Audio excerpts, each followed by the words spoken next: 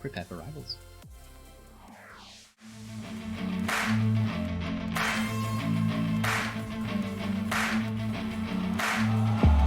I wanna taste the pain. I think I'm seeing all red. 2 bullets in the gun, 1 shot to the head. I need a blank space. 'Cause everything is a threat, but I never back down. Man, I'd rather be dead. I'm making love to fame. And she look better in bed. And I'ma rock this life till I take my last breath. I wanna make a change. I got 1 life left, so I'm gonna go down swinging. Don't you forget.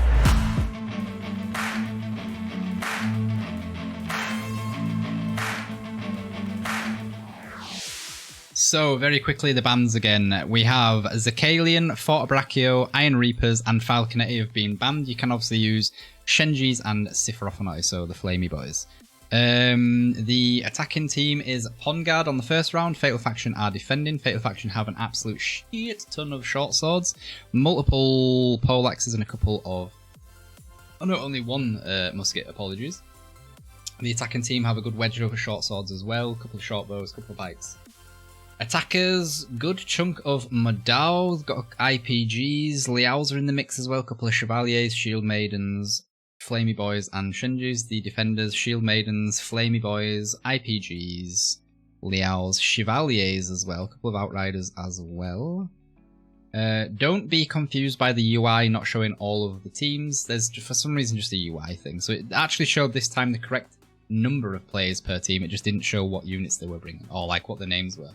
Looking at the FatalFaction team, there has been a couple of substitutes. So Forsaken Munchuk is in, Plantar's in, Sin Xiphon is in.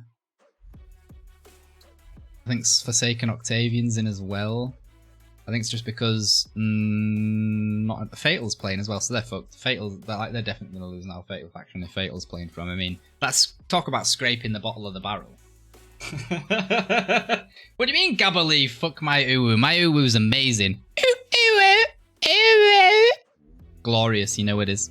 Looks like my game's gonna crash. Oh yeah, that's what everyone wants. Oh no, we didn't crash. We're all good. Right, I'm gonna slow down my cam to like 20. So again, Pongard is the initial attacking team, and FatalFaction is the defending team. If we see similar strategies to what we just saw, it means that FatalFaction will probably try pulling back to at least the top of the stairs and then pull him back, and Pongard will have to go through. Obviously, they're on the bombards already, getting the wall down, and there's like some weird ping noise going off. But I can't even see what's being pinged, but it's kind of annoying. Or is that like something being destroyed? Oh, they're sallying! FatalFaction's sallying! Treb going down though, is that going to hit anything? That is going to hit something, but it's not going to do too much damage. So they're going for the resupply. The units for Pongard, they do have quite a lot of Madao out. They do have quite a lot of IPG, but they are very spread around the map, which means they're obviously going to be have trouble reacting to this sally. And because there's so many Chevaliers and no shields for the attacking team... Oh, then Flat Treb's good though. What is that weird ping, man? That Treb was good. That landed in the middle of a lot of shit. I can see, like, I can hear like a ping noise. I don't know if you guys can hear it. Maybe I'll just ignore it. Maybe you can't hear it. But it sounds like a weird ass ping noise. Or is it him, like, doing something weird? So we got a guy pushed through onto B and he's capping cheekily B, so inconclusive. If FatalFaction don't see that, obviously he's going to be able to push through. FatalFaction, hero-wise, have only lost 1. The attackers have only lost 1 as well. The Trebs are still going down for Pongard, and they're still doing well. This Eastern Breach is down as well. Pongard might just push straight through there and they completely ignore this fight outside. They don't need to do the fight outside. Inconclusive has just been stopped by Octavian on the B point.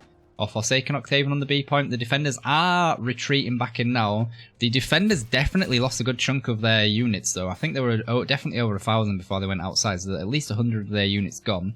Majority wise being tier 5 cavalry as well. So the defenders have come back in. They're going to be able to pick up Jet Li on the back here and his Liaos. The attackers are going to come through, like, rotate round and go for the A gate. It looks like FatalFaction have decided to be extremely aggressive with their defense as well. Normally, you would expect a complete... That's a good Treb as well. Pongard have been spot on with their Trebs so far this battle. Unlucky... Well, unlucky for them. I think that was a bit of a premature ejaculation then. Only 2 got through. And it was the last 2 as well, so I don't even think they hit anything, which is a shame for them. Ooh, I like it though. Getting straight off the bat. The last couple of matches that we did, basically the first 5 minutes, nothing happened. And apparently it was because I was following a mole why I had a weird noise in my ear the whole time. There is a cheeky short sword out here though, who's this Silent Wraith, being an absolute pest in the background. And FatalFaction have pulled back to the C point looking at this. They may do a C defense, or at least behind it. We'll have to wait and see. Obviously, Pond Guard didn't have to spend any of their artillery on the initial phase of that fight. And the defenders have definitely... I think they've lost about 200 units on that point. We'll be able to see in the end screen. We'll be able to see in the end screen how many they actually did lose, but it looks like they've lost roughly 200 units. So I don't know if that's paid off for them. Obviously, they've wasted, what, 7 minutes of time, so that could be very good for them. And let me have a look quick as well. While it's a bit of a cheeky thing, I don't know if you guys could actually see the poll. It's the first time I've done one, so hopefully it actually worked. Oh no, so we did have some votes. It looks like the majority believe that FatalFaction are going to win, so 64% to 36.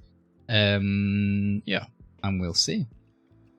And then obviously after this one, we'll do a new poll quickly, and we'll see how the rest of it goes. So, FatalFaction, I do like how they do this. So they are slightly further forward than you would normally expect for a defense on C. And what they're going to try and do is make Pond Guard build artillery and waste trebs on this. Pull back inside. They're basically posturing, is what they're doing. They're going to try posturing up and force Pond Guard to like do things like this, like build artillery. That's maybe not going to be the most useful it could be. The breach down here is already down. I wonder if that was already FatalFaction or if that was Pond Guard straight off the bat. Don't really know. Treb coming in there from Pond Guard as well to get rid of the culverin. I don't know that that culverin could have done so much work for the defending team, but I suppose it's better to get rid of it. They've still got 10 trebs as well. And they know themselves that trebbing like C point's almost impossible. Trebbing behind the C point's not really possible. And you can only really treb towards the resupply and on the end point, so I don't think they're really that worried. We do have multiple artillery though from the attacking team up on this tower above the gate, like just above A, and obviously this is exactly what FatalFaction wanted because they forced Pond Guard to place multiple artillery. I think that's at least 5 from what I can see. 5, 6 down here, and that was to just force, to make them, if you like, force FatalFaction back inside. Now they're building even more artillery for the C point, and if FatalFaction do this similarly to how they did do it, there's a little scrap going down, a little kerfuffle on the C side supply. Obviously FatalFaction have been able to just absolutely steamroll this with multiple units. Brazier's coming in as well, but I think he's too late. He should probably pull back so he doesn't lose his unit. And FatalFaction should probably cap that just for the shits and giggles. But making Pond Guard place, there's at least 8 bits of artillery. Well, there's even more. Look, there's 3 down here. There's 4 there. 5, 6, 7, 8, 9, 10. There's at least 10 bits of artillery. Possibly more. That's been placed to, if you like, clear this top point, and obviously now to start clearing C. I reckon as soon as the push actually comes in, FatalFaction again will pull back behind C and try conserving as many of their units as they can. And it's a way to, like, obviously the attacking team has a lot more artillery, and if you've noticed, FatalFaction themselves have barely even used artillery yet, so they've got a couple of artillery pieces over here already. Obviously there's mortars being operated by, is that iMortar? Oh, let me zoom in. Wrong button. That is iMortar. So he's got 2 mortars that can hit this constantly. And like this area. So Pond Guard have seen that FatalFaction have retreated from the C point so they can move in and get C.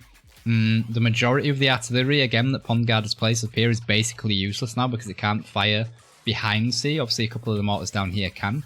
But a large majority of the mortars, or the artillery in general that's been placed by Pond Guard, is useless for the fight that FatalFaction have basically planned for the whole time. Obviously, I reckon if their sally out went better, they would have preferred to just fight outside the city and not even give up A or B, but it is what it is, and we'll see how this goes down. So unit-wise, there is 125 roughly unit difference at the moment.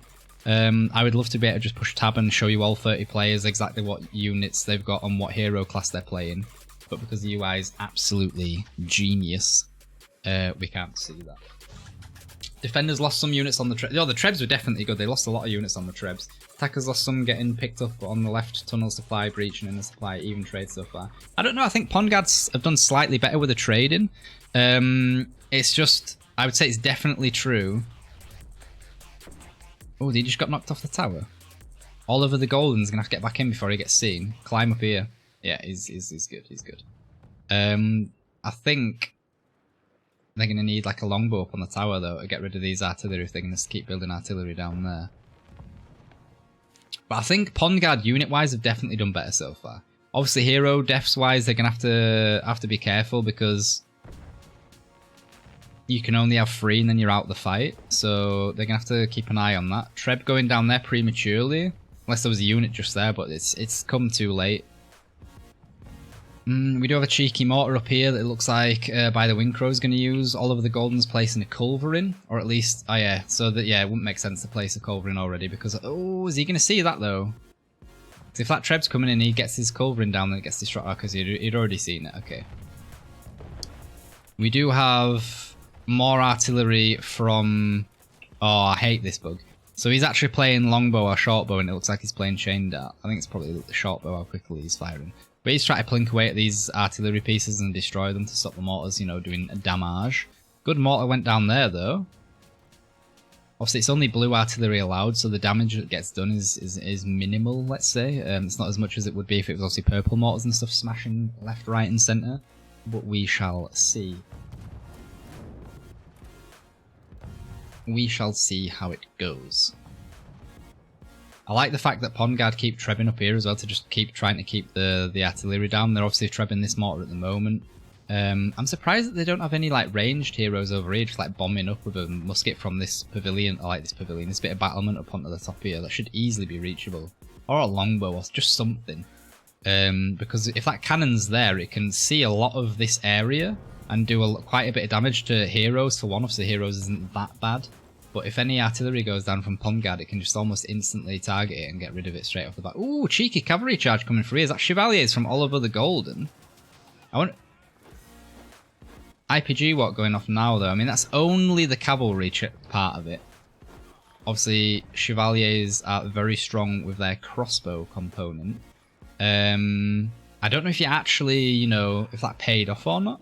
Can't really see too many red units down there, so I don't know if it did. Interesting to see if that ends up paying off. He must have seen something though. I was a bit too slow to react to see exactly what he went for. So the attackers have still got 6 trebuchets. They've got a lot stacked up on this wall here.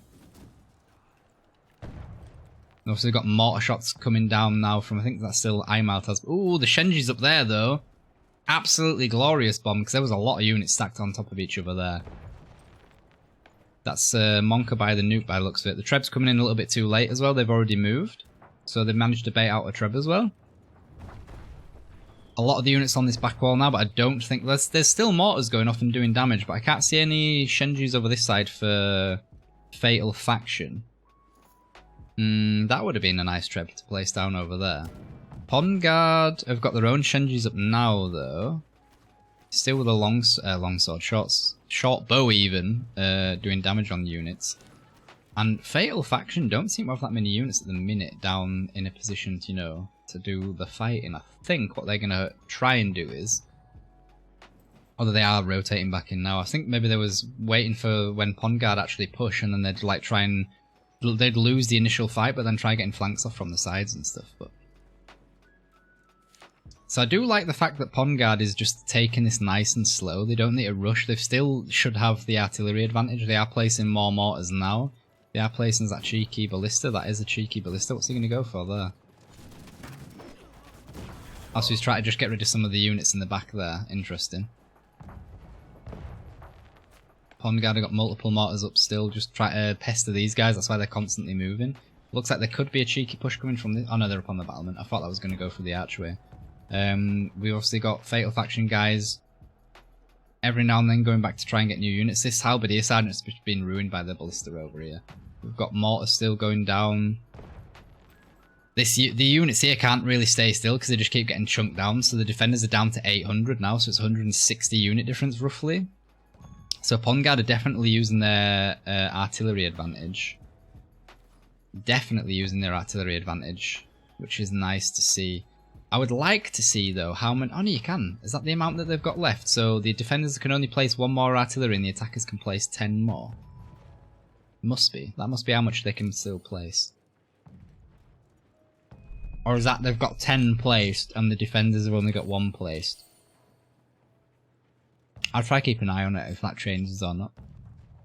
That could be the defenders have only got one artillery that's placed. I can't see where that 1 artillery is.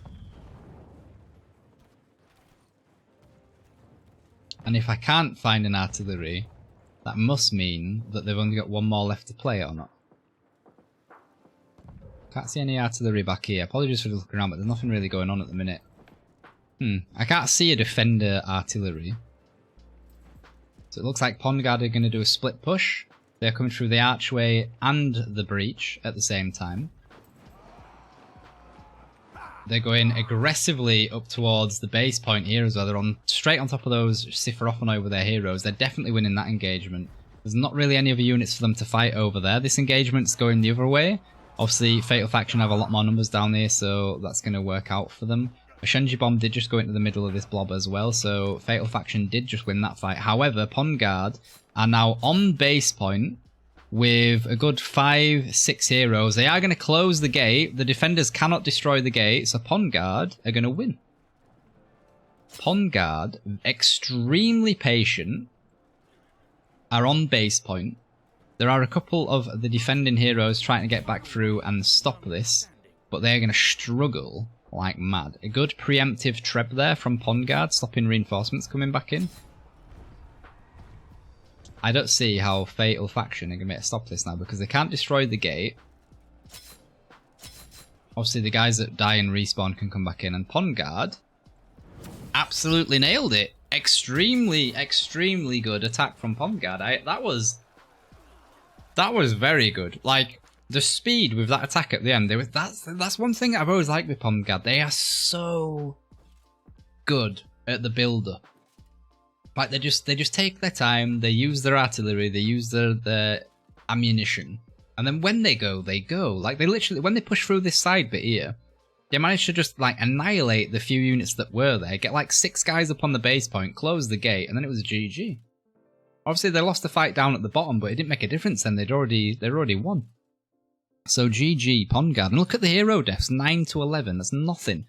Units killed, 460 to 413. So what, like 50 troops difference there. So Pongard had the probably more cavalry, or at least the lower unit count, if let's say, like with the units that they brought. So that was impressive. Obviously, the sally out at the beginning was very cheeky from Fatal Faction. Looking at it, Pongard actually lost. Unless these bars are the wrong way around, which it could be because I know the UI is a bit busted. I swear to God. No, that must be the wrong way around because I swear to God Fatal Faction lost more units than the... Although, looking at the blobs... No, that is correct. The attackers did lose more units outside. Interesting. Is this Chess or Conqueror's Blade? I mean, that was like Chess and Conqueror's Blade in one, weren't it? That was like glorious.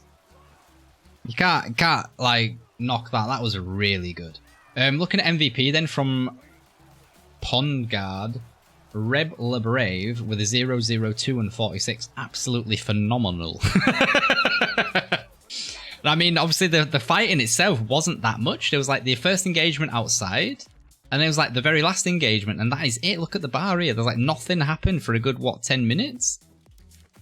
So the numbers aren't going to be high. So the MVP was 002 and 46. The highest units killed for Pongard was actually 56.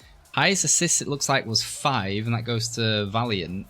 And the highest heroes killed was 3, and that is Jet Li. For the defenders, MVP goes to Monka by the Nuke with 0, 1, 1, and 89. He also had the highest units killed. Highest assist was 5. 5, and the highest heroes killed was 2, and there was multiple guys. There was Don Moralisman, Bravo, and Forsaken Octavian. So interesting strategies from both teams.